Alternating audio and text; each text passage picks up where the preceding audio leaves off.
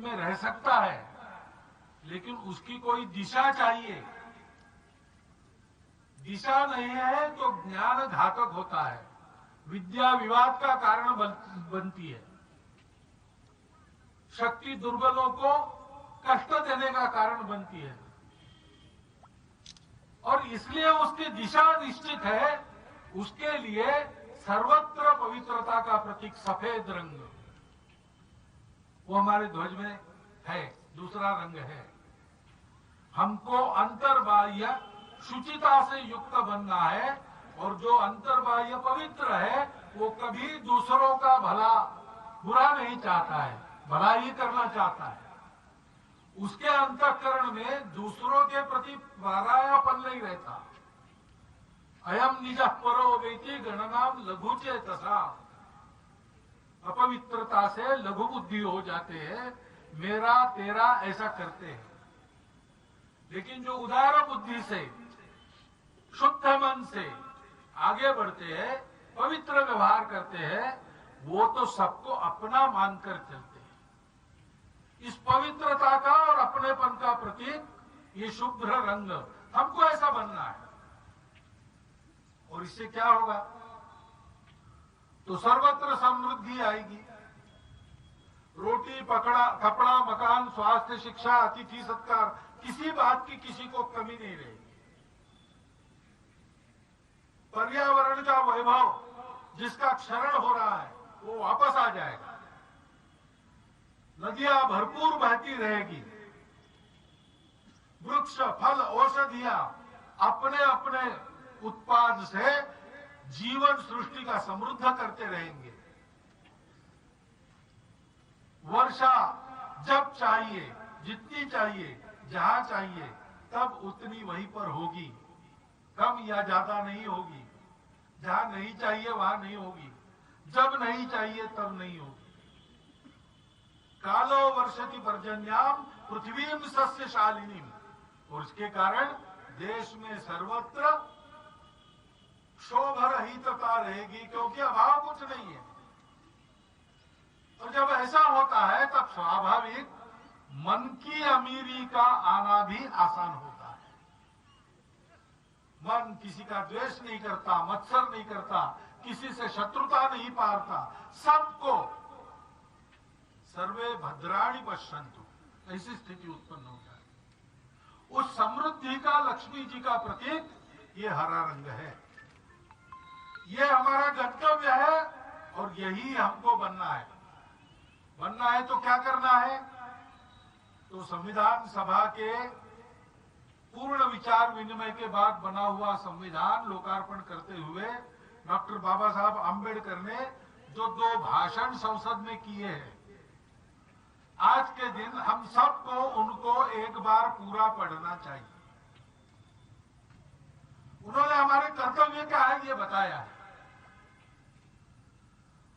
उन्होंने बताया है कि अब देश में किसी भी प्रकार की गुलामी नहीं है, रूढ़िगत गुलामी भी नहीं है।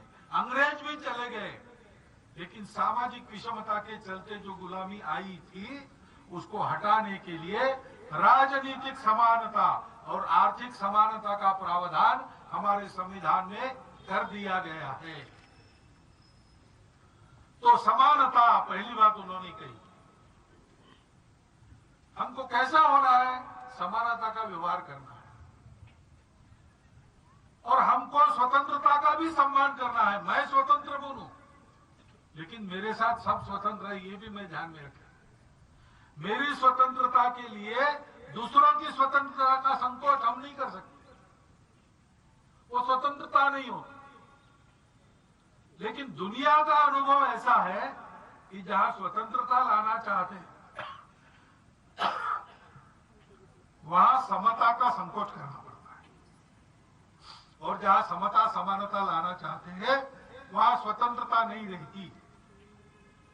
डॉक्टर बाबा साहब ने कहा, अपना देश आपस में लड़कर गुलाम हो गया, किसी दुश्मन के सामर्थ्य के कारण नहीं। हम लोग आपस में लड़ते रहे इसलिए गुलाम हो गए। हमारा बंधुभाव समाप्त हो गया। स्वतंत्रता और समता एक साथ लानी है तो दूसरा इलाज।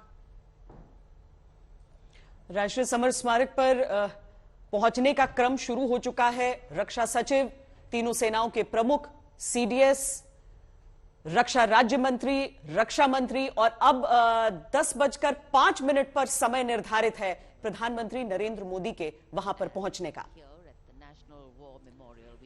राष्ट्रीय समर स्मारक, यहां 26,000 से ज्यादा उन वीर योद्धाओं के नाम अंकित हैं जिन्होंने 1947 15 अगस्त 1947 भारत को स्वतंत्रता मिली थी और उसके बाद से भारत की एकता और अक्षुण्णता बरकरार रखने के लिए उन्होंने अपने प्राणों का सर्वोच्च बलिदान दिया। अमर जवान, ये अखंड ज्योति वहां पर प्रज्वलित रहती है। ये जो झंडे वहां देख रहे हैं, जो ध्वज भारत का, सेना, नौसेना और वायुसेना का, इस तरह से अगर कहा जाए एयर मार्शल चोपड़ा, ये ध्वज वहां फहर रहा है क्योंकि वीरों ने अपने प्राणों का सर्वोच्च बलिदान दिया और उनकी सांसों ने इस तिरंगे को ऊंचा रखा। बिल्कुल सही कहा। शहीदों की चिताओं पर चिताओं पर जुड़ेंगे हर वर्ष मेले। वतन पे मरने वालों का यही नामो निशान होगा। देखिए 70 साल लग गए हमारे को नेशनल वॉर मेमोरियल बनाते हुए। हमारे पास इंडिया गेट पहले से था जो ब्रिटिश बना गए थे। उन वीरों की, जिन भारतीय वीरों ने जिन्होंने पहली युद्ध लड़ी थी, विश्व युद्ध लड़ी थी, मगर उसके बाद इंडियन आर्म फोर्सेस कितने सालों से देश में चाहती थी एक नेशनल वॉर मेमोरियल बने। जो वॉर मेमोरियल 1947 के बाद में जो शहीद हुए हैं उनके लिए बनाया जाए। और मुझे बहुत खुशी हुई जब कुछ साल पहले मैं भी वहाँ प्रेजेंट था। उसी साल उसी रात को बालाकोट स्ट्राइक हुई, जिस दिन ये वॉर मेमोरियल को इनॉग्रेट किया प्रधानमंत्री ने, और उसी रात को सुबह 3 बजे जो स्ट्राइक हुई। तो बहुत गर्व की बात है, एक ऐसा जगह बन गई है जहां पे देश दूर दूर के लोग, यहाँ के देशवासी हमारे वॉर मेमोरियल को देखते हैं, उन लोगों के शहीदों को याद करते हैं। सब परमवीर चक्रों जिनको मिले हैं उनके स्टैचू बने हुए हैं, सबके नाम लिखे हुए हैं, फैमिलीज के मेंबर्स आते हैं, फूल चढ़ाते हैं। तो ये जो नेशनल वॉर मेमोरियल है एक बहुत बड़ा कदम था देश के लिए। और मैं चाहता हूं कि जिस तरह प्रधानमंत्री की विजन है, जो नेशनल वॉर म्यूजियम है जो बनना है सड़क के उस पार, जिसके लिए जमीन तैयार है, खाली कर दिया गया है बिल्डिंग्स को, पुरानी बिल्डिंग्स को, उस वॉर म्यूजियम को भी जल्दी से जल्दी बना देना चाहिए ताकि देशवासी पूरी जो सेक्रीफाइसेस हैं देश के लोगों की और फौजियों की, वो उसको ज्यादा डिटेल में याद रखें, उसे नमन करें। और अलग अलग जगहों पर हम देख रहे हैं कि इस तरह का निर्माण शुरू हो चुका है, लेकिन एक जगह पर इसके निर्माण की आवश्यकता है जिसकी बात हम यहां कर रहे हैं। लेकिन देखिए प्रधानमंत्री अब निकल चुके हैं वहां पहुंचने के लिए। रक्षा मंत्री बाहर में प्रतीक्षा कर रहे हैं। वहां पर तीनों सेनाओं के प्रमुख हैं, सीडीएस हैं, रक्षा सचिव हैं, सब एक साथ स्वागत के लिए खड़े हैं। लेकिन सबसे आगे उसमें रक्षा मंत्री राजनाथ सिंह, जो कि स्वागत करेंगे प्रधानमंत्री नरेंद्र मोदी का और उन्हें भीतर समर स्मारक की ओर लेकर जाएंगे। तीनों सेनाओं का प्रतिनिधित्व आज, जब वो सम्मान देना है हमारे उन सभी न केवल वीरगति को प्राप्त योद्धाओं को जिन्होंने भारत के लिए युद्ध लड़ा, पर उनको भी जो आज जीवित हैं लेकिन हिंदुस्तान के लिए अपनी जवानी न्यौछावर उन्होंने कर दी। समर स्मारक एक ऐसा खूबसूरत एक निर्माण है जहां पर आपको जो सबसे बीच का हिस्सा आप देखते हैं वहां से उसकी शुरुआत होती है और चक्रों में ही वो आगे बढ़ता है। प्रधानमंत्री नरेंद्र मोदी का काफिला वहां पर पहुंचा है और प्रधानमंत्री नरेंद्र मोदी अब आगे की ओर बढ़ेंगे। जो मध्य का हिस्सा जहां पर अमर चक्र है, उसके बाहर का हिस्सा जो कि वीरता चक्र है, और उसके और भी जो बाहर का हिस्सा हो जाता है, जो परिसर हो जाता है, वो त्याग चक्र कहलाता है। सभी परमवीरों की मूर्तियां वहां पर स्थापित हैं, जो आज से पहले जितने भी एक एक योद्धा रहे हैं जिन्होंने देश के खातिर जान दिया है, उन सब के नाम वहां पर इंगित हैं। और यहां प्रधानमंत्री नरेंद्र मोदी अपनी गाड़ी से अब बाहर आएंगे। सामने की सीट पर इस समय विराजमान आपको नजर आ रहे हैं रक्षा मंत्री। उनकी अगवानी के लिए आगे बढ़ेंगे और प्रधानमंत्री का साफा जो हर बार कुछ अलग होता है, आज क्या होगा वो भी आप सबसे पहले इन तस्वीरों में देख लीजिए। केसरिया साफा प्रधानमंत्री नरेंद्र मोदी का, chief of defence staff, army chief, navy chief, air chief और अब रक्षा मंत्री राजनाथ सिंह प्रधानमंत्री नरेंद्र मोदी को राष्ट्रीय समर स्मारक की ओर ले जाते हुए। अंतर सेना गार्ड स्क्वाड्रन लीडर आकाश गंगाज उसे संभाल रहे हैं। प्रधानमंत्री द्वारा श्रद्धा सुमन अब अर्पित किए जाएंगे। जिल साहब, ये प्रक्रिया भी अगर आप समझा सकें हमारे दर्शकों को कि सम्मान की वो प्रक्रिया क्या होती है, वो जो आवाजें, वो आदेश सुनते हैं, वो क्या होता है? श्वेता जी, ये प्रॉपर ड्रिल है और जितने हमारे योद्धा हैं उनके लिए एक स्मारक है। मैं इम्पोर्टेंस जो सर बता रहे थे कि क्यों इम्पोर्टेंट है ये इम्पोर्टेंट केवल उनको याद करने के लिए इम्पोर्टेंट नहीं है, परंतु जो फ्यूचर पीढ़ी आ रही है, जो युवक आ रहे हैं, उनको प्रोत्साहन देने के लिए बहुत इम्पोर्टेंट है कि हाँ, हमने इन योद्धा को हम भूले नहीं हैं और हमारे और योद्धा भी तैयार हो रहे हैं इस अपनी निछावर करने के लिए अपनी जिंदगी। और ये अभी जब जाएंगे प्राइम मिनिस्टर साहब, वहां पर गार्ड ऑफ ऑनर होगा, पहले लास्ट पोस्ट बचेगा, उसके बाद राउस बजेगा और मेरे विचार से या मेरे रिक्वेस्ट से सब उस टाइम पे थोड़ा सा शांत रहिएगा, क्योंकि तभी आप जितने भी योद्धा हैं उनको आप प्रणाम करिएगा और उनको याद रखिएगा।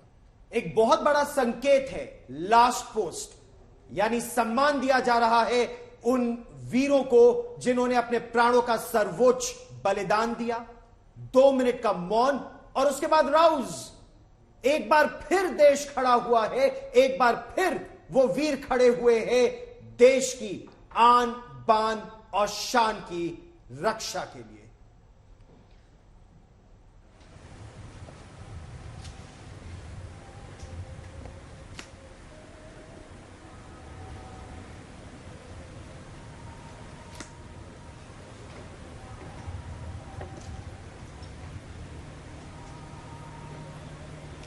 Antarjana God! Salame! Shot! Antarjana God! Shot! Shot!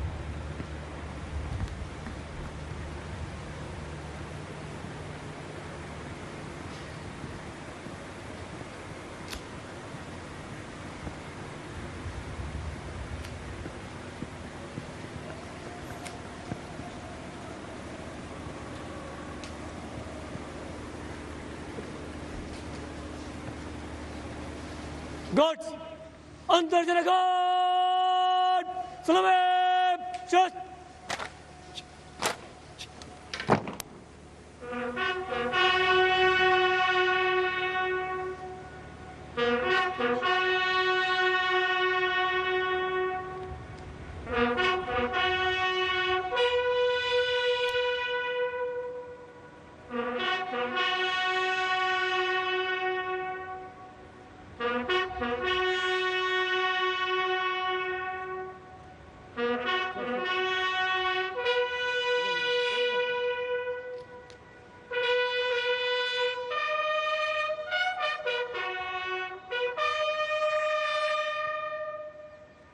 अंतर्जन guard बचाव शस्त्र। देश की सेनाएं फिर तैयार हैं देश की रक्षा के लिए।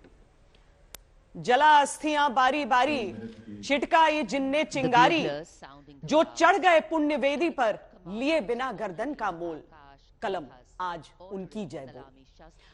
केवल आज का दिन नहीं होना चाहिए, वैसे तो प्रतिदिन आपको ये चीजें स्मरण होनी चाहिए, लेकिन चलिए साल में एक समय 2 मिनट का मौन आपने अगर रखा तो ये श्रद्धा के सुमन हमारे उन सैनिकों के चरणों में अर्पित हैं। आप इस समय राष्ट्रीय समर स्मारक की वो तस्वीरें देख रहे हैं जहां पर प्रधानमंत्री अपने श्रद्धा सुमन अर्पित करने के बाद अब बाहर की ओर निकल रहे हैं। हालांकि इससे पहले वो यहां पर आकर अपनी जो मन की बात है वो लिखेंगे, अभी दर्ज करेंगे वहां पर जो एक पुस्तिका रखी होती है। मुझे तोड़ लेना बनमाली, उस पथ पर देना तुम फेंक, मातृभूमि पर शीश चढ़ाने जिस पथ जाए वीर अनेक। और ये जो पंक्तियां हैं ये आपको जोश से भर देती हैं, क्योंकि आपका तन मन धन और जीवन समर्पित है भारत मां के लिए। और आज एक चीज और नई है एडमिरल सिन्हा, जो हम पहली बार नौसेना का नया ध्वज 26 जनवरी को गणतंत्र दिवस परेड पर देख रहे हैं। गौरव, आपने बहुत ही कहूं कि आप बड़े ऑब्जर्वेंट हैं और आपने सही देखा है। भारतवर्ष की जो नौसेना है हिस्टोरिकली वेस्ट कोस्ट पर, पश्चिमी तट पर मराठा सी पावर के नाम से ज़्यादा फेमस थी, जिसको कि शिवाजी और कान्होजी आंग्रे लीड करते थे। तो उस समय जो एक उनका जो एक प्रतीक था, उस प्रतीक को नौसेना ने अभी अपना लिया है। तो एक तरह से समझिए गौरव, आपको खुश होना चाहिए कि मराठा पावर भी दिखा रहा है उस हमारे नौसेना के एनसिन के ऊपर। तो ये अभी हाल में ये परिवर्तन हुआ है, क्योंकि पहले जो सेंट जॉर्जेस क्रॉस हुआ करता था वो किसी न किसी तरह से कॉमनवेल्थ और ब्रिटिश साम्राज्य की कुछ छवि को दिखाता था। तो अभी जो चेंज हुआ है हमारे ख्याल से बहुत अच्छा हुआ है गौरव। और आज हम ये भी देखेंगे कि जब मराठा लाइट इन्फेंट्री के जवान राजपथ पर जाएंगे तो उनका जय घोष है, बोल छत्रपति शिवाजी महाराज की जय। और ये सुनते ही यहां पर सेना, नौसेना, वायुसेना के जो हमारे अतिथि हैं श्वेता और मैं, सीना गर्व से चौड़ा हो जाता है। श्वेता, बहुत एक्साइटिंग लगता है परेड का वो हिस्सा देखकर भी। अब ये आगंतुक पुस्तिका जो है जिसमें प्रधानमंत्री इस समय अपनी बातें दर्ज कर रहे हैं, ये भी डिजिटल हो चुका है। और नए भारत की जिस तस्वीर की हम बात करते हैं, तो ये हम कुछ देर में आपको दिखाते हैं कि प्रधानमंत्री ने अपने मन की कौन सी चीजें वहां पर लिखी हैं। और जिस तरह से हम इंसिग्निया की बात कर रहे थे, जिसमें भारतीय नौसेना की उसमें परिवर्तन आया है, लेकिन बहुत सारी ऐसी चीजें हैं जो बीते कुछ वर्षों में न सिर्फ हम मेक इन इंडिया कर रहे हैं, बल्कि स्वदेशीकरण कर रहे हैं बहुत सारी चीजों का। हालांकि एयरफोर्स में तो तमाम ऐसी चीजें संस्कृत में रहती हैं जो लोग काफी आश्चर्यचकित भी हो जाते हैं कि देखिए जो इतनी भारी भरकम विदेशी मशीनें रही, अब तो मेक इन इंडिया भी हो रहा है, पर भारी भरकम विदेशी मशीनें, लेकिन नाम संस्कृत के, अलग अलग स्क्वाड्रंस के भी और आपका ध्येय वाक्य भी। बिल्कुल श्वेता, आपने बिल्कुल सही कहा। देखिए इंडिपेंडेंस के बाद, in fact to some extent independence से पहले भी भारतीय वायुसेना, हालांकि ये सबसे यंगेस्ट सर्विस है, बिकॉज एविएशन ही स्टार्ट हुए 120 साल हुए हैं तकरीबन, तो उसके बावजूद इंडियन एयरफोर्स ने शुरू से ही ये संस्कृत नभे स्पर्श दीप्तम touch the sky with glory, जो हमारा मेन एयरफोर्स का मोटो है, हर स्क्वाड्रन का जो मोटो है वो संस्कृत के अंदर है। सो इंडियन एयरफोर्स एक मॉडर्न फोर्स होने के बावजूद अपने संस्कृति के साथ, हमारी लैंग्वेज के साथ, संस्कृत के साथ हम शुरू से जुड़े हुए हैं और हमें बहुत गर्व है। देखिए, जब इंडियन नेवी का इंसाइन में बदलाव आया, हमें बहुत खुशी हुई। इंडियननेस लाने की ज़रूरत है। फौज के अंदर बहुत हद तक इंडियननेस पहले से है। मेरे को याद है कि 1990s, लेट 1990s में एक सर्विस चीफ ने, वो भी महाराष्ट्र के थे, उन्होंने शुरू किया था कि ये गुड मॉर्निंग बंद करिए, जब टेलीफोन पे कोई फोन करता है तो जय हिंद बोलिए। और उसके बाद तीनों सर्विसेज में वन बाय वन जय हिंद करना शुरू कर दिया। और आज सड़क पे जाते हैं, बहुत सिविल के लोग भी हमें जो मिलते हैं वो भी सब जय हिंद से ही जवाब देते हैं हमें। तो ये जय हिंद सारे देश में अच्छी तरह फैल गया है। भारत ने बहुत तरक्की कर ली है। और ये तस्वीर हम देख रहे हैं राष्ट्रपति द्रौपदी मुर्मू की, राष्ट्रपति भवन से अब बाहर आती हुई। उनके साथ इजिप्ट के, मिस्र के राष्ट्रपति अब्दुल्ला फतेह अल सीसी उनके साथ हैं। भारत के मित्र हैं। एक ऐतिहासिक संबंध रहा है भारत और मिस्र का। और वायुसेना की ही दृष्टि से अगर बात की जाए मार्शल चोपड़ा, तो चाहे ज्वाइंट एक्सरसाइजेस की बात हो या फिर अब टेक्नोलॉजी कोऑपरेशन की, साइबर कोऑपरेशन की, उसे अगली पीढ़ी तक ले जाया जा रहा है।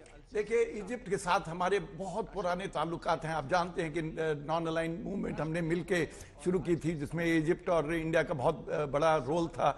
मगर उस जमाने में नासिर होते थे वहाँ के प्रेसिडेंट। मगर इंडियन एयरफोर्स और इजिप्ट की एयरफोर्स को अगर देखा जाए तो उनके अंदर जो लड़ाकू जहाज हैं वो काफ़ी सिमिलर है। उनके पास भी रफाल है, मिराज 2000 है, उनके पास भी मिग 29 है। तीनों जहाज हमारे पास भी हैं। उनके पास F-16 है, मगर हमारे पास Su-30 है। सिर्फ इतना फर्क है। और इंडियन एयरफोर्स अब रिसेंट इयर्स में उनके साथ बहुत क्लोज एक्सरसाइज कर रही है। लास्ट ईयर एक बहुत बड़ी एक्सरसाइज हुई थी, इंडियन एयरफोर्स ने पार्टिसिपेट किया था। तो हम देखते हैं कि इजिप्ट के साथ हमारे ताल्लुकात और बढ़ सकते हैं। तीनों सर्विसेज उनके साथ काम कर सकती हैं। इंडियन नेवी बहुत सालों से हमारी पोर्ट कॉल्स करती रही है। वहाँ पे हमारी रिपेयर फैसिलिटीज है मेडिटेरेनियन में, जो इजिप्ट के अंदर हैं इंडियन नेवी के लिए। और तो भारत की सामरिक शक्ति को बढ़ाने के लिए एडमिरल सिन्हा बहुत महत्वपूर्ण, इजिप्ट का जो लोकेशन है नॉर्थ अफ्रीका में, बहुत महत्वपूर्ण है भारत के लिए। देखिए, वो अगर अफ्रीका का आप नक्शा देखें तो आपको पता लगेगा कि वो पूरे कॉन्टिनेंट का एक सबसे शक्तिशाली देश है और गणतंत्र है। और वहाँ पे आप जाएं तो आपको पता लगेगा कि हिस्टोरिकली ही नहीं बल्कि वहाँ भी डेवलपमेंट अभी काफ़ी हो रखा है और हमें उनसे कुछ सीखने की भी आवश्यकता है। उनके जो नेवी है उनका बहुत ही अच्छा प्रदर्शन रहा है पिछले समय में। राष्ट्रपति मुर्मू पहली बार गणतंत्र दिवस परेड का हिस्सा हो रही हैं। देखिए, नारी शक्ति की बात हम बहुत करते हैं, लेकिन supreme commander of the armed forces आज एक महिला, और अलग अलग महिला दस्तों की जो मार्च होगा वहां पर। एक तरफ तस्वीर में आप राष्ट्रपति अंगरक्षक भी देख सकते हैं, जिसकी कमान संभाले कर्नल अनूप तिवारी अपने साथ अपने सभी सैनिकों को लेकर इस राष्ट्रपति अंगरक्षक दस्ता, राष्ट्रपति अंगरक्षक के भी 250 साल पूरे हो गए हैं। उनके लिए भी एक ऐतिहासिक वर्ष है ये। हर एक आयोजन उनके लिए महत्वपूर्ण होता है, लेकिन आज का दिन और ज्यादा खास हो जाता है। बहुत सारे संयोग आज के दिन बन रहे हैं जनरल सहाय।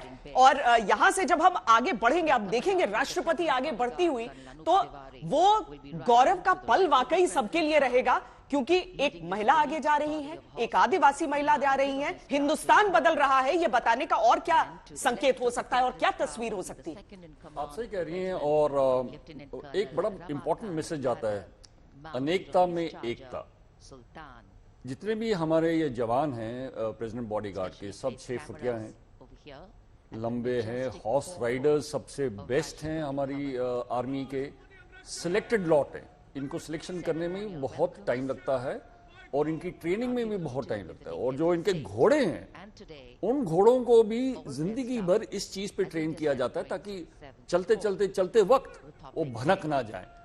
तो अगर आप ये देखिएगा कि ये जो दस्ता है 250 साल पुराना, ओल्डेस्ट रेजिमेंट है इंडियन आर्मी की, और हर 26 जनवरी को या कोई भी फंक्शन होता है उसमें ये इतना उम्दा काम करते हैं, इनको देखते बनता है कि ये हमारे देश के अंगरक्षक हैं। और ये केवल घुड़सवार नहीं है, ये टैंकमैन है, यानी कैवलरी का हिस्सा है। 1773 में गठन हुआ था। उस समय वाइसरॉयज या गवर्नर जनरल्स बॉडीगार्ड्स थे, फिर वाइसरॉयज बॉडीगार्ड बने, और फिर 15 अगस्त 1947 जब भारत स्वतंत्र हुआ, और फिर 26 जनवरी 1950 जब भारत गणतंत्र बना, तो ये प्रेसिडेंट्स बॉडीगार्ड बने। दूसरी तस्वीर हम देख रहे हैं प्रधानमंत्री नरेंद्र मोदी की, जो पहुंच गए हैं इस समय सलामी मंच पर, कर्तव्य पथ पर, कर्तव्य पथ। और गौरव, ये पैराट्रूपर्स भी हैं, और ये पैराट्रूपर्स भी हैं। ये अगर आप देखिएगा, घोड़सवार, टैंक चलाने वाले और पैराट्रूपर्स, ये इतना महत्वपूर्ण इनका रोल है ड्यूरिंग वॉर।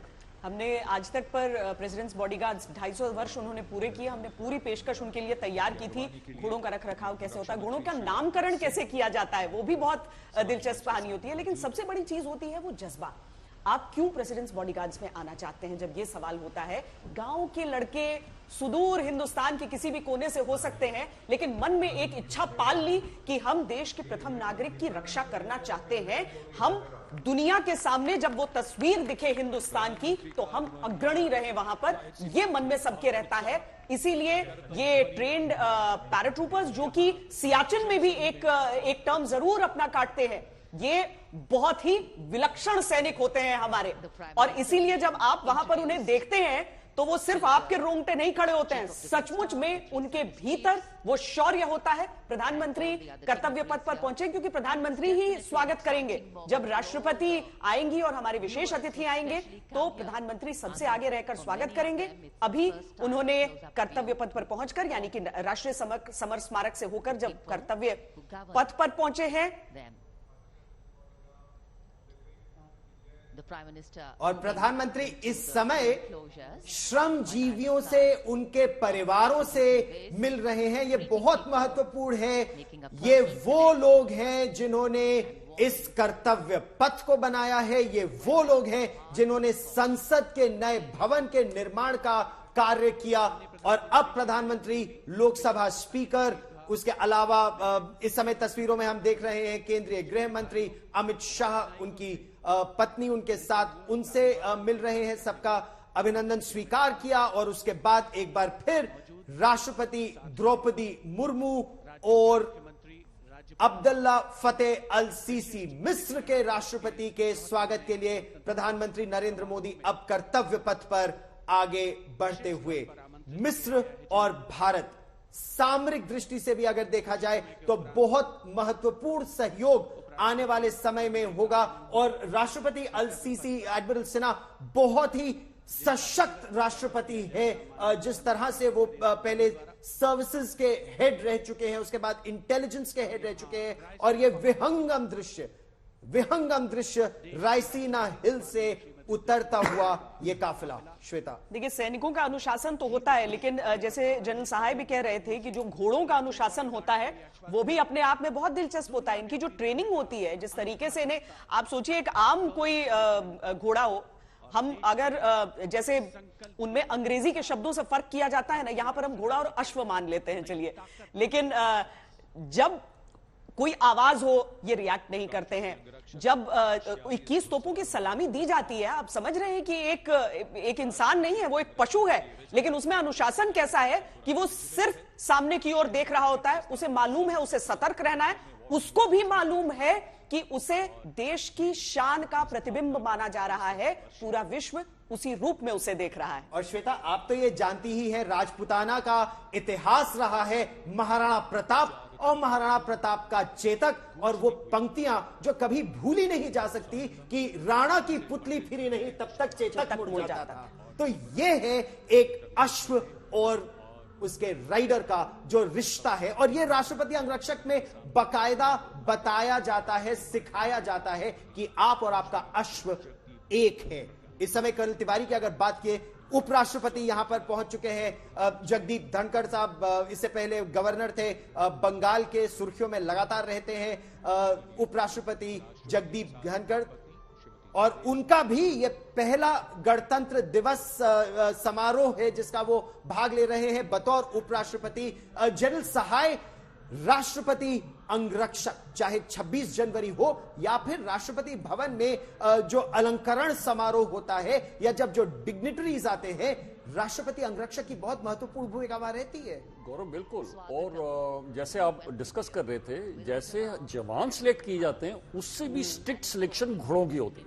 ये एक घोड़ा कम से कम 50 घोड़ों में से एक सिलेक्ट होता है और फिर उसकी ट्रेनिंग चलती है। जैसे जब अभी 21 गन सलूट मिलेगी, वो घोड़ा हिलता ही नहीं है। और घोड़े जो हैं बिल्कुल, जो सवार है उसके घुटनों से चलते हैं। थोड़ा सा प्रेशर पड़ता है तो उसको संभल जाता है, या उसके स्टिरअप हील लगती है तो वो संभल जाता है। तो अगर आप सोचिएगा कि इंसान तो ठीक है ट्रेनिंग में, पर घोड़ों की इतनी ट्रेनिंग वो केवल ये पीबीजी कर सकते हैं। और पिछले साल आपको याद होगा कि जो विराट था, जो कि कर्नल अनूप तिवारी जिस पर सवार थे, वो रिटायर कर रहा था। हालांकि ऐसा नहीं है कि पीबीजी से रिटायर कर रहा था, पर इस तरह के समारोह से, तो उसका अंतिम गणतंत्र दिवस समारोह था। प्रधानमंत्री, राष्ट्रपति रामनाथ कोविंद थे, रक्षा मंत्री, सबने जाकर उसे सहलाया था। और उस समय भी जब मैंने उन सबसे पूछा था कि आप लोगों को कैसा लग रहा था उस समय जब वो पहली बार ऐसा हुआ था सर, तो उन्होंने कहा कि हमें बस ये लग रहा था कि कुछ गलत न कर दे। लेकिन विराट इतना अनुभवी है कि जब पहली बार मैं उसके ऊपर सवार होकर गणतंत्र दिवस परेड में गया था, तो मेरी नर्वसनेस को समझकर वो मुझे संभाल कर चल रहा था। तो ये समझदारी होती है। और भारत में तो ये परंपरा रही है कि हमारे जो पशु रहते हैं सेनाओं में, उन्हें भी वीरता के पुरस्कारों से सम्मानित किया गया है। पर यहाँ आगमन हो चुका है। अब राष्ट्रपति अंगरक्षक सामने की ओर इस समय खड़े हो चुके हैं। हमारे मुख्य अतिथि और हमारे देश की राष्ट्रपति मुर्मू पहुंच चुकी हैं कर्तव्य पथ पर। प्रधानमंत्री नरेंद्र मोदी उनका स्वागत करते हुए और उन्हें आगे ले जाते हुए।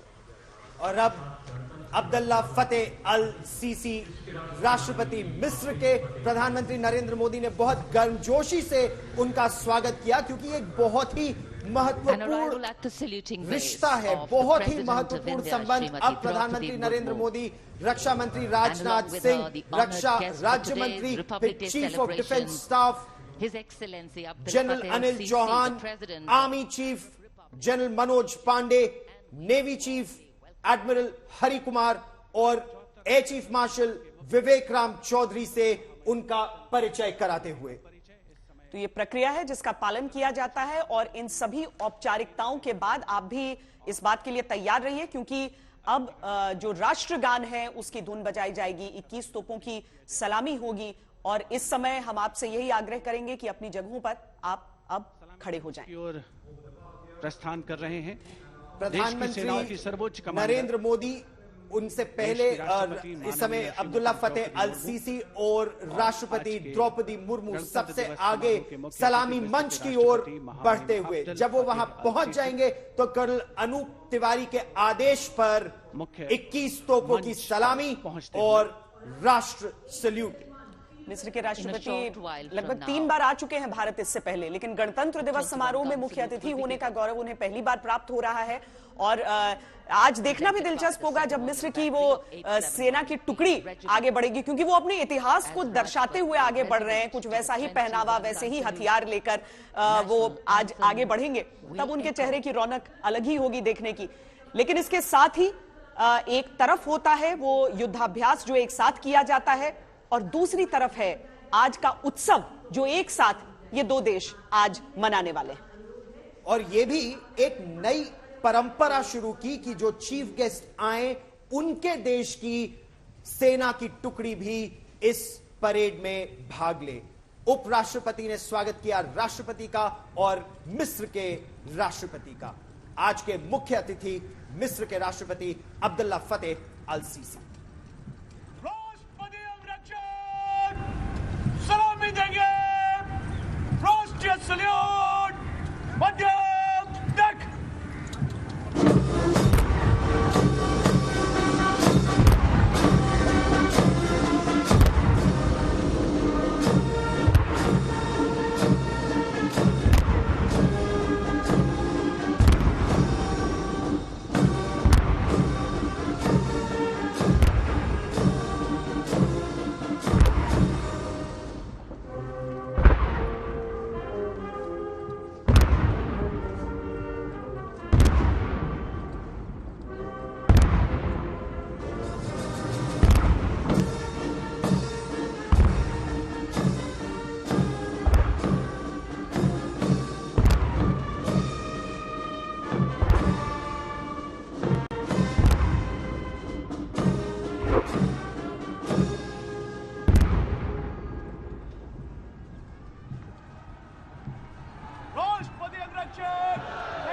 अब यहाँ पर परेड की शुरुआत हो जाएगी, लेकिन बीच में जो तस्वीरें आप देख रहे थे, गॉड ऑफ वॉर, आर्टिलरी, और वो इंडियन फील्ड गन, वहां पर भारत की निर्मित वो बंदूक जो 21 तोपों की आवाज के साथ भारत की ताकत का दम भर रही थी। श्वेता जी, और उस टाइम में नेशनल एंथम के बीच में स्टार्ट और एंड होता है, तो आप सोचिएगा कितना प्रिसिशन की जरूरत है और कितनी ट्रेनिंग की जरूरत है कि पहला गोला और आखिरी गोला हमारे राष्ट्रगान पे स्टार्ट और समाप्त हो। गौरव, जो आप बता रहे थे, जो ये टुकड़ियां आती हैं विदेशों से, ये मेरे टाइम में सबसे पहले आई थी फ्रांस की, और उसके बाद में फिर आई थी यूएई की।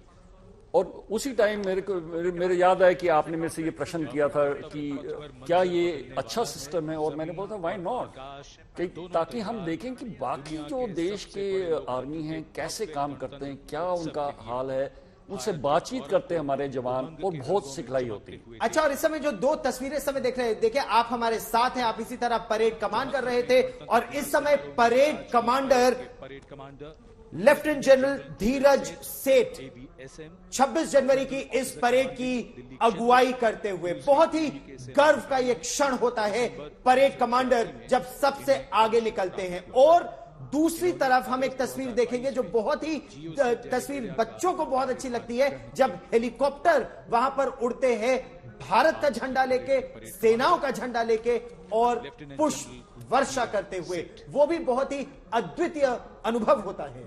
ये जो ध्वज फॉर्मेशन है, मी-17 एयरक्राफ्ट जो सबसे बड़े एयरक्राफ्ट में से मीडियम यूटिलिटी हेलीकॉप्टर है, ये ध्वज फॉर्मेशन देश का तिरंगा और उसके बाद तीनों सर्विसेज के फ्लैग्स को फहराता है, फूल बरसाए जाते हैं, जो जनरल पब्लिक के ऊपर फूल बरसाए जाते हैं। तो ये एक जो ध्वज फॉर्मेशन है, ये बहुत बड़ी पुरानी परिक्रमा है जो हम बहुत सालों से कर रहे हैं, और ये एक सिंबलाइज करता है कि नेशनल स्ट्रेंथ को, एक जो देश हमारा एक रिपब्लिक बना, और कैसे आर्म फोर्सेस की परेड उसके बाद उसको लीड करेगी। परेड उप कमांडर जो है मेजर जनरल भवनीश कुमार, वो उसके पीछे आपको दिख रहे हैं, लेकिन उसके बाद जिसकी प्रतीक्षा रहती है सबको, यानी कि जो जीवित परमवीर चक्र और अशोक चक्र विजेता है, और इस बार हमारे एक और परमवीर चक्र जो कि अभी तक सर्व कर रहे थे भारतीय सेना में, योगेंद्र यादव, वो भी सेवानिवृत्त हो चुके हैं, तो अब संजय कुमार हैं जो भारतीय सेना में अभी हैं, लेकिन 3 भारत की शान इनके ठीक पीछे, यानी कि परेड उप कमांडर के ठीक पीछे अब जब सामने आएंगे तो ऑनररी कैप्टन बाना सिंह होंगे, वहां पर योगेंद्र यादव होंगे, वहां संजय कुमार होंगे। अब परेड जैसे जैसे आगे बढ़ेगा वैसे वैसे जो तस्वीरें हैं और ज्यादा रोमांचक होती जाएंगी, लेकिन परेड कमांडर, परेड उप कमांडर और उनके पीछे हमारे जो परमवीर चक्र और अशोक चक्र विजेता जो आज भी जीवित है और सबके लिए एक मिसाल है। और मेरे लिए बड़े सम्मान की बात है कि जो हमारे परमवीर चक्र विजेता है, मैंने उन्हें कारगिल के ऑपरेशंस में देखा था 1999 में, महज 19 साल की आयु में, जब ग्रेनेडियर योगेंद्र सिंह यादव 18वीं battalion the grenadiers Paramvir Chakra से उन्हें सम्मानित किया गया था, या फिर सूबेदार संजय कुमार जब उन्हें परमवीर चक्र मिला था, जो उनकी वीरता थी, या जो इंटरव्यू हम लोगों ने किया था बाना सिंह साहब का सियाचिन ऑपरेशंस के लिए, बाना टॉप के लिए। और गौरव, आपको एक बात का आश्चर्य होगा, जब हम लोग खड़े होते हैं विजय चौक पे, सारे जवान आके इनको छूते हैं, हाथ लगाते हैं, क्योंकि उसी में उनको प्रोत्साहन था कि ये परमवीर चक्र है, ये भगवान से भी उनके लिए ऊपर है, तो केवल आके हाथ या कोई आके लड़के पैर छूते हैं। इससे बड़ा सम्मान और क्या हो सकता है कि जो नई पीढ़ी है और ये जो परमवीर चक्र, अशोक चक्र के जवान हैं, उनको हाथ लगाएं, उनसे प्रोत्साहन हो। लिविंग लेजेंड्स हैं हमारे देश के। मेजर जनरल सीए पीठावाला अशोक चक्र सेवानिवृत्त, कर्नल श्रीराम कुमार अशोक चक्र सेना में अभी भी हैं, और लेफ्टिनेंट कर्नल जसराम सिंह अशोक चक्र सेवानिवृत्त। तीनों लिविंग लेजेंड्स आपके टेलीविजन स्क्रीन पर। ये जैसा जनरल सहाय बता रहे थे, भगवान के समान इनका स्थान है सेनाओं में, और उनके इस समय सलामी देने की जो हाव भाव है वो देखिए, उसे देखकर आपको एहसास ही नहीं होगा कि उनकी उम्र क्या है, उनके चेहरे का जो हौसला है वो आपके लिए अपने आप में मिसाल हो सकता है। ये जीती जागती किंवदंतियां हैं। और इसके ठीक पीछे देखिए मिस्र की ये सेना की टुकड़ी जो आगे बढ़ रही है शान से मार्च करते हुए। हम आपको ये भी बता दें कि इसका नेतृत्व colonel Mahmoud Mohamed Abdel Fattah al Kharasawy कर रहे हैं। 144 सदस्यों की ये मिस्र की टुकड़ी जो इस समय कर्तव्य पथ पर मार्च करते हुए आगे बढ़ रही है। 3200 साल पुराना इतिहास लिए ये सेना इस समय कर्तव्य पथ पर मार्च पास कर रही है। किंग नाबर जिन्होंने पूरे मिस्र को एकजुट किया था, उस समय से मिस्र की सेना अपना इतिहास मानती है। और जोश देखिए गौरव इनका, देखने में बनता है कि कितना जोश है। वो भी इंडिया में आके वो परेड कर रहे हैं। उनका जोश देखिएगा, उनकी शक्ल देखिएगा, सूरत देखिएगा, कितने खुश हैं। और प्रेसिडेंट उनके जो बैठे हुए हैं उनको तो बिल्कुल ही गर्व हो रहा होगा। और प्रधानमंत्री नरेंद्र मोदी ने ताली बजाकर उनका अभिनंदन किया और ठीक उसके पीछे अश्वशक्ति यशोबलम 61 कैवलरी, दुनिया का एकमात्र घुड़सवार दस्ता। और यह इतिहास देखिए, मिस्र का और भारत का दोनों एक साथ, एक के साथ एक। अकेली सक्रिय घुड़सवार रेजिमेंट है पूरी दुनिया की। और अश्वशक्ति यशोबला जो हमने कहा उसका सीधा अर्थ हो जाता है अश्वशक्ति हमेशा सर्वोत्तम। खेलों में भी इन्हें तमाम तरह के सम्मान है प्राप्त और साथ में जो वीरता के पुरस्कार हैं वो भी इनके नाम है। तो भारत की संस्कृति, भारत की परंपरा देखिए, अधिकतर जो कैवलरी यूनिट्स थी वो सब आर्मर्ड में तब्दील हो गए, टैंकों ने जगह ले ली इन घोड़ों की। लेकिन प्रेसिडेंट्स बॉडीगार्ड्स जिन्हें आपने देखा था जो अपनी पारंपरिक भूमिका में हमेशा हमेशा रहे, और 61st कैवलरी जो कर्तव्य पथ पर जब आती है इस तरीके से, तो भारत की संस्कृति और भारत का सैन्य इतिहास अपने साथ लिए हुए। और उत्साह देखिए इन श्रमजीवियों का, पहली पंक्ति में बैठकर इस भव्य परेड का आनंद ले रहे हैं। और श्वेता, बिल्कुल उसके बाद आपने जैसा जिक्र किया कि 61 कैवलरी और कैवलरी रेजिमेंट्स विश्व भर में अब टैंक रेजिमेंट्स बन गई हैं, तो आत्मनिर्भर भारत की तस्वीर टेलीविजन स्क्रीन पर इस समय MBT Arjun, main battle tank Arjun, कमान कैप्टन अमनजीत सिंह के हाथ आदर्श वाक्य साहसम विजयते। थोड़ी देर पहले सलामी की बात की, देखिए ध्यान से देखना कि हमारे राष्ट्रपति कैसे कर रहे हैं सलामी। थोड़ी देर पहले आपने देखा कि जब प्रधानमंत्री मोदी वॉर मेमोरियल पे थे तो उन्होंने जो सलूट किया वो नेवल सलूट था।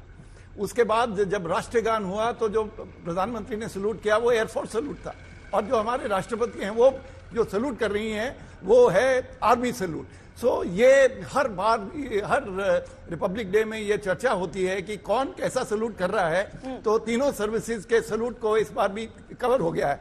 यस, तो हम आपको एक एक करके भारत की मैकेनाइज्ड दस्तों की शक्ति भी अब दिखा रहे हैं, जिसमें हमने मेन बैटल टैंक अर्जुन आपको दिखाया था और उसके बाद जो उसके पीछे नाग मिसाइल प्रणाली। अब ये हर एक चीज जो है वो मेक इन इंडिया की ताकत आपके सामने दर्शाएगी। किस तरीके से इसका निर्माण किया गया है, किस तरीके से देखिए हमारे जो जवान उस पर तैनात भी होकर आ रहे हैं, उन्हें मालूम है जिस शक्तिशाली हथियार को वो इस समय दुनिया के सामने जिसकी नुमाइश कर रहे हैं।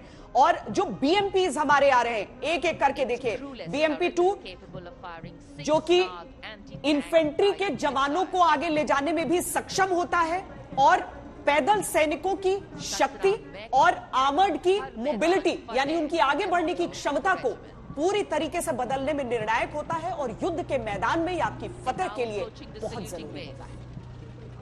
इन्फेंट्री कॉम्बैट व्हीकल और उससे पहले Nag anti tank guided missile system, यह बहुत बड़ा संदेश इस समय दिया जा रहा है। भारत के जो शत्रु, अगर आप कहना चाहें तो शत्रु भी अगर देख रहे हैं, तो चाहे लद्दाख हो या कोई और युद्ध का मैदान, anti tank guided missile system से जनरल सहाय दुश्मन के दांत खट्टे करने में सक्षम भारतीय सेना। बिल्कुल गौरव, और अगर आप ये देखिए ये बैटल ग्रुप्स हैं, जब ये हम लड़ाई में जाते हैं मतलब ये नहीं कि आर्मर्ड अलग चला गया, नाग मिसाइल अलग चले गए। ये एक बैटल ग्रुप कंसेप्ट है जिससे हम दुश्मन को दान खट्टे कर सकते हैं, ताकि आप ओवरऑल प्रोटेक्शन नाग से करें, आपके पास एंटी टैंक मिसाइल हो, आपकी आर्मर्ड पेस में जा रही हो, आपके आईसीवी जो इन्फेंट्री को लेके जा रहा है वो भी आर्मर्ड के साथ पेस रखे। तो ये पूरा एक बैटल ग्रुप जो है लड़ाई के मैदान में घुसता है। और सर ये जो हमें लड़ना होता है, यानी क्विक रिएक्शन फाइटिंग व्हीकल जो ये है, जो मध्यम और हेवी श्रेणी में आपको यहां दिखा रहे हैं, और लद्दाख का हम जिक्र कर रहे थे, लद्दाख स्काउट्स के ही जवान इन सब पर इस समय मौजूद हैं जो इसे आगे लेकर आ रहे हैं। कैप्टन नवीन धतरवाल इसकी अगुवाई करते हुए। ये जो गाड़ियां हैं ये आज के जो नवीन युग के युद्ध में, यानी चाहे आपको अर्बन वॉरफेयर लड़ना हो उसके लिए बहुत निर्णायक। श्वेता जी, ऑल्सो जब आप लेह लद्दाख की बात कर रहे हैं तो लेह लद्दाख में जो लोग गए वो देखेंगे कि एरिया नीचे बिल्कुल फ्लैट है, बिल्कुल जैसे डेजर्ट है वैसे है, और उसी एरिया में ये बैटल टैंक्स और आईसीबीज का इस्तेमाल कर सकते हैं। एक संकेत और बहुत क्लियर संकेत, लद्दाख स्काउट्स की सो लहर गेलो उनका आदर्श वाक्य है, और ये इन्फेंट्री जो क्विक रिएक्शन टीम व्हीकल है, मेक इन इंडिया का बहुत जीता जाता उदाहरण है इस समय लद्दाख में युद्ध के लिए बेहद सक्षम। और अब सर्वदा सर्वप्रथम कहते हुए K9 वज्र टी को लेकर जब स्वदेशी की बात होती है तो इसकी धूम की बात सबसे ज्यादा होती है, इसकी धमक की बात सबसे ज्यादा होती है, और युद्ध भूमि में आपकी ताकत ये कई गुना बढ़ा देता है। उसमें कोई दोराह नहीं है, क्योंकि जब फायर करो तो बात अलग है, बट जब आप फायर रिसीव करो उसकी बात अलग है। आदमी का जो है दिल मुंह में आ जाता है जब आर्टी फायर आप पे आती है, और अगर ये जब फायर करेंगे तो आप ये सोचेंगे कि दुश्मन के हर इंजर पिंजर उसके ढीले पड़ जाएंगे जब वो फायर होगा। और अब देखिए दुश्मन के अंजर पंजर ढीले करने के लिए BrahMos supersonic cruise missile 400 kilometre तक वार करने में पूरी तरह से सक्षम, और एयर मार्शल चोपड़ा इस मिसाइल का तोड़ दुनिया में किसी के पास नहीं है। अब तो एक्सटेंडेड रेंज Su-30 के साथ आ रहा है। बिल्कुल, देखिए ब्रह्मोस मिसाइल सब फाइटरों पे एक दिन पे भी आ जाएगी। ब्रह्मोस ग्राउंड लॉन्च्ड है, सी लॉन्च्ड है, ब्रह्मोस मिसाइल सुपरसोनिक है, हाइपरसोनिक वेरिएंट ब्रह्मोस 2 तैयार हो रहा है। तो ब्रह्मोस एक बहुत बड़ा इंपॉर्टेंट वेपन होगा। देखिए यूक्रेन में भी हमने देखा कि जो क्रूज मिसाइल्स हैं उनका बहुत महत्व है, बहुत बड़ी इन्वेंट्री चाहिए इंडियन आर्म्ड फोर्सेस के लिए, और इसलिए ब्रह्मोस बिग नंबर्स में तीनों सर्विसेज में आएगी। और आदर्श वाक्य सुनिए, इनका आदर्श वाक्य क्या है? स्वामी शरणम अयप्पा। आप सुपरसोनिक क्रूज मिसाइल है लेकिन आस्था ईश्वर में। और अब अगर हम अग्रणी अजय कहते हैं तो वो इस वजह से क्योंकि ये जो दस्ता आप देख रहे हैं यहां पर असॉल्ट इंजीनियर्स भारतीय सेना के, जो कि एक 10 मीटर शॉर्ट स्पैन ब्रिज किस तरीके से युद्ध के मैदान में तेजी से लगाया जा सकता है, वक्त गवाह है, इतिहास गवाह है, युद्ध की कहानियां गवाह है कि किस तरीके से हमारे इंजीनियर्स ने हमें रण में फतेह दिलाई। अगर आप 1971 की लड़ाई देखें, वहां पर इंजीनियर्स का बहुत काम हुआ था, क्योंकि बांग्लादेश के एरिया में उस टाइम ईस्ट पाकिस्तान में काफी रिवराइन टेरेन था, और उस टाइम से अब तक ये जितनी भी बख्तरबंद गाड़ियां हैं, BLT हैं, ताकि जो आपका एडवांस है वो रुके ना। और आर्मी चीफ भी इस समय इंजीनियर्स के ही हैं, भारतीय सेना के पहले इंजीनियर्स के आर्मी चीफ। और कम्युनिकेशंस की अगर बात करें, क्योंकि information is God of war एक तरह से नए युग में, और उसमें देखिए तीव्र चौकस आदर्श वाक्य और कम्युनिकेशन नोट सिग्नल्स का आपकी नजरों के सामने। लेकिन सिग्नल्स के लिए आप खास इंतजार आज जरूर कीजिए, क्योंकि आज जब डेयर डेविल्स आएंगे तो और आएंगी तो वो सिग्नल कोर के ही होंगे, वो अपने कर्तव्य आज आपको आखिर में दिखाएंगे। लेकिन उससे पहले आप वो तस्वीरें देख रहे थे जिसमें हमारे सेना, हमारे सैनिक किस तरीके से संचार करते हैं। और देखिए जिस महिला शक्ति की, नारी शक्ति की हम बात कर रहे हैं, वो भी अब आपको यहां पर नजर आनी शुरू हो गई है।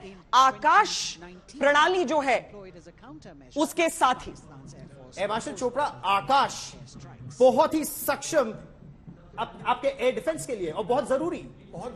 सारे भारत के अंदर आज इंडियन एयरफोर्स के अंदर 8 से ज्यादा आकाश रेजिमेंट्स आ चुकी हैं और आर्मी में भी आकाश हो गई है, इंडक्ट हो गई है।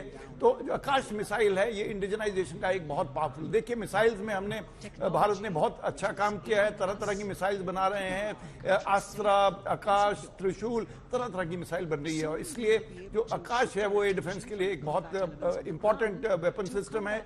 लॉन्ग रेंज और मीडियम रेंज वर्जन भी बनाई जा रही हैं। तो इस एरिया में इंडिजनाइजेशन बहुत अच्छी तरह तीव्र गति से चल रही है। 150 किलोमीटर तक श्वेता सुरक्षा में सक्षम। और जब तक ये आकाश मिसाइल जारी है और मार्चिंग दस्ते आ रहे हैं, तब तक जो उन्नत हल्के हेलीकॉप्टर हैं वो भी आसमान से गुजर चुके हैं।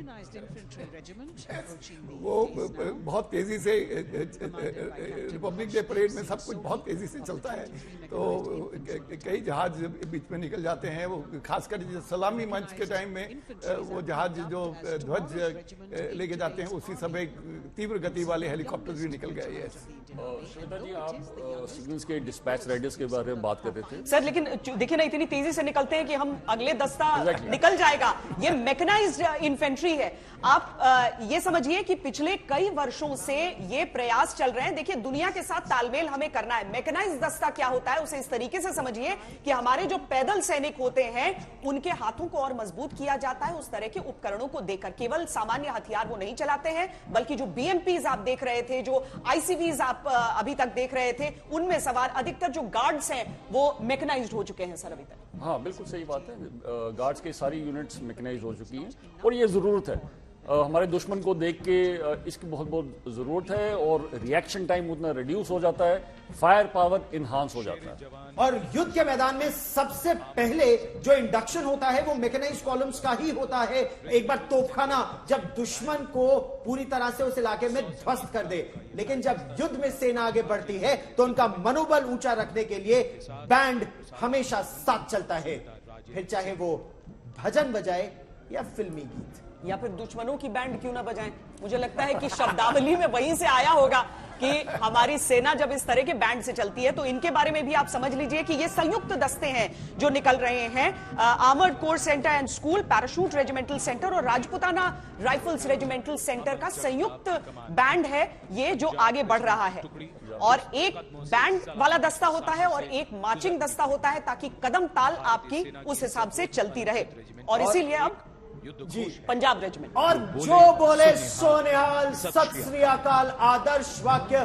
पंजाब रेजिमेंट का ये मार्चिंग दस्ता इस समय सलामी मंच के बिल्कुल सामने से गुजर रहा है। आप इनकी चटक चाल देखिए, आप इनका उत्साह देखिए, इनका हौसला देखिए। नौसेना का प्रतीक चिन्ह इकलौते हैं इन्फेंट्री के एडमिरल सिन्हा जिनके पास रहता है, क्योंकि जब युद्ध के लिए, दूसरे विश्व युद्ध के लिए, मुझे मेरा ख्याल है जब हम इनसे बातचीत भी कर रहे थे, शो बना रहे थे, तो इन्होंने बताया था कि उस समय पहली हमारी टुकड़ी थी जिसने इसका गौरवशाली इतिहास समुद्र का रास्ता अख्तियार किया था, इसीलिए वो मिल गया। जी आप बिल्कुल ठीक कह रहे हैं श्वेता जी।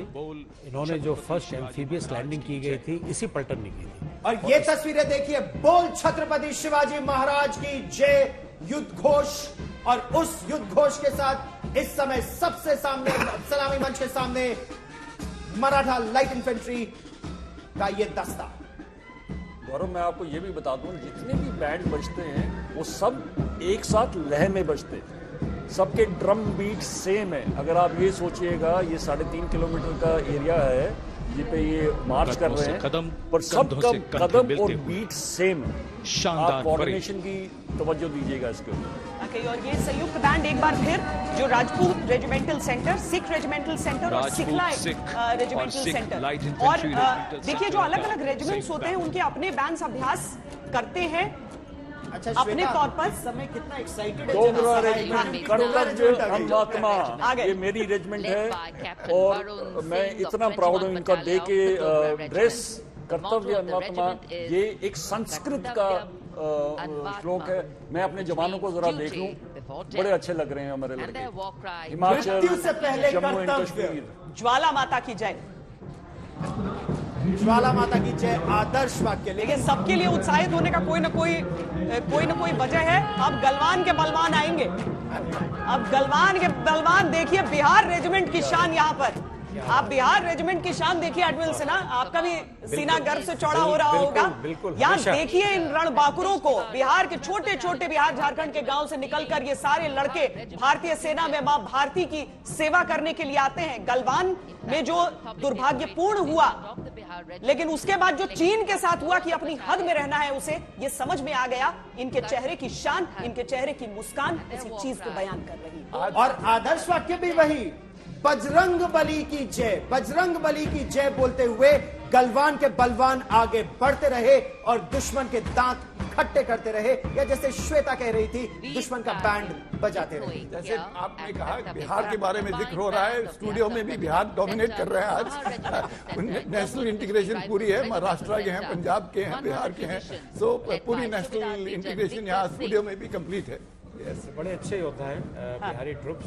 जनरल सहाय को शायद इनके बारे में ज़्यादा पता होगा, लेकिन मैं कई बार इन लोगों के साथ इंटरेक्शन में हमें पता लगा कि बड़ा जोश है इन लड़कों को, बहुत जोश। अब Assam regimental centre, Mahar regiment और Jammu Kashmir rifles regimental centre के जवान जो हैं वो संयुक्त बैंड, और उनके ठीक पीछे देखिए, जिस तेजी से हम बात करते हैं उससे पहले अगली टुकड़ी आ जाती है। तो ये अगली टुकड़ी गोरखाओं की है, जो आयोग गुरखाली अगर ऐलान कर दिया जाता है तो उसके बाद दुश्मन को समझ नहीं आता जाएगा। सैम बहादुर, सैम मानेकशॉ ने कहा भी था कि अगर कोई कहता है कि वो डरता नहीं है तो दो ही बातें हो सकती है, वो या तो झूठ बोल रहा है या फिर वो गोरखा है। और ये गोरखा रेजिमेंट का मार्चिंग दस्ता आपके सामने, जय महाकाली, आयोग गुरखाली, इनका युद्ध घोष। काफरूनु भंडा मरमू रामरो, यानी कि मौत भली है कायरता की जिंदगी से। ये गोरखा ट्रूप्स न सिर्फ बोलते हैं बल्कि यकीन रखते हैं इस बात में।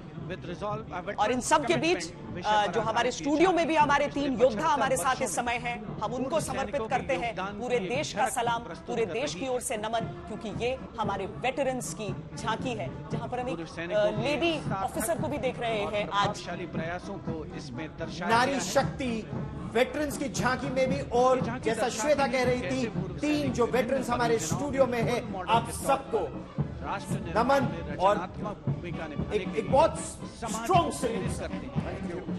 जय हिंद। और अब नौसेना की बारी आएगी इसके बाद।